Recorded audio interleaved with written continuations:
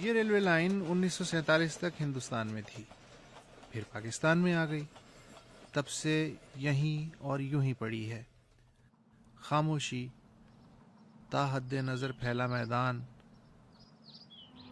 برابر سے گزرتی ہائی وے کا شور، کچھ بھی تو اس ریلوے لائن کو پریشان نہیں کرتا۔ اور یہ جو ریلوے اسٹیشن ہے یہ بھی چند برس پہلے ہی ابھرا ہے۔ کراچی سے گھوگھرا پار تک انگریز دور کے پتھریلے اسٹیشنوں کے درمیان یہ اکیلا ریلوے اسٹیشن ہے جو پرائیویٹ سیکٹر نے بنایا ہے، لیکن اس زمینی اسٹیشن کی کہانی آسمان میں لکھی گئی۔ اچھا، کہانی یہ ہے جناب کہ یہ جو راشد آباد ریلوے اسٹیشن ہے اس کو ایک حادثے نے جنم دیا ہے۔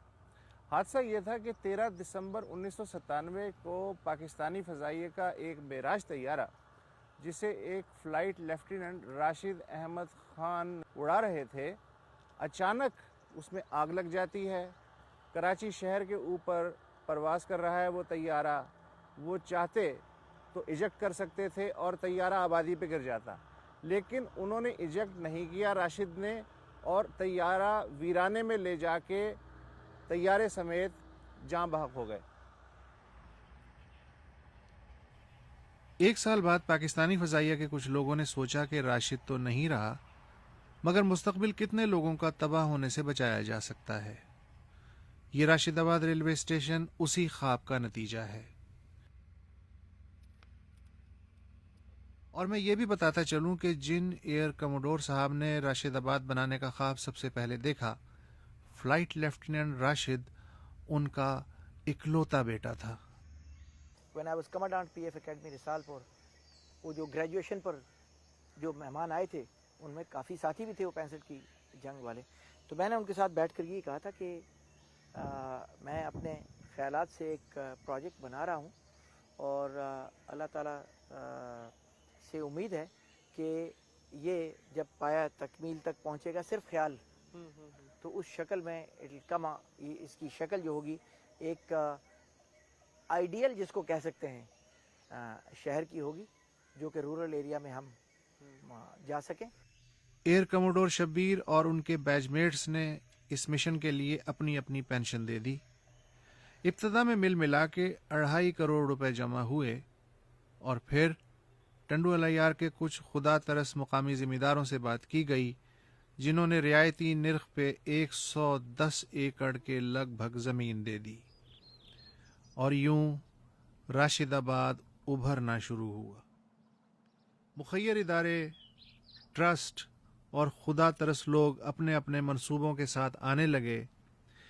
میڈیکل کمپلیکس ابھرنے لگا جس میں 200 بستروں کا ایک اسپتال ہے، آنکھوں کا شفا خانہ ہے، اس میں روزانہ 300 مریضوں کا معائنہ ہوتا ہے اور 50 کے لگ بھگ آپریشن بھی ہوتے ہیں۔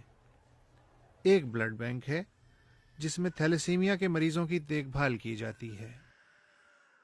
لیکن راشد آباد میں صحت اور فلاح عامہ سے بھی زیادہ توجہ معیاری اور سستی تعلیم کی فراہمی پر ہے۔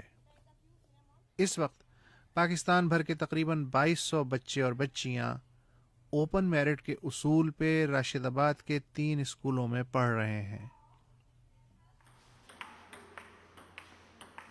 یہاں پہ پورے پاکستان سے جو ہے نا لوگ کافی سارے بچے آئے ہیں، تو جب ملتے ہیں نا تو آئیڈیاز اپنے شیئر کرتے ہیں، تو اس سے بہت بہتر جو ہے نا ان کی فرینڈ شپ ہوتی ہے۔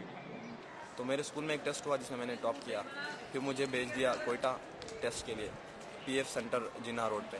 وہاں میں نے ٹیسٹ دیا تو وہاں پہ 12 بچے آئے تھے دوسرے ڈسٹرکٹ سے، بلوچستان کے، تو ان 12 بچوں میں سے میں سلیکٹ ہو گیا اس اسکول کے لیے۔ راشد آباد بنانے والوں نے اب تک ملٹی نیشنل کمپنیوں، کارپوریٹ سیکٹر یا غیر ملکی اداروں کی مدد حاصل نہیں کی، سب کچھ ایئر فورس کے ریٹائرڈ افسروں، مخیر فلاحی اداروں اور کچھ سمندر پار پاکستانیوں کی نیت اور کوشش سے ہو رہا ہے۔ ہمارا ارادہ یہ ہے کہ ہم اس کی کاپی دوسرے پروونسز میں بھی شروع کریں۔ اچھا، امید ہے کہ انشاءاللہ ہم قریب ہم پنجاب اور خیبر پختونخوا اور بلوچستان میں بھی شروع کر سکیں گے انشاءاللہ۔ جب میں چند برس بعد دوبارہ یہاں آؤں گا، تب تک شاید اور بہت سے منصوبے اس شہر علم و صحت میں سر اٹھائے لہلہا رہے ہوں گے۔ فی الحال تو میں 6 کلومیٹر پرے ٹنڈو الیار لوٹ رہا ہوں، جہاں پھر دھول، ٹریفک، بدنظمی اور زبوں حالی استقبال کے لیے بے چین ہے۔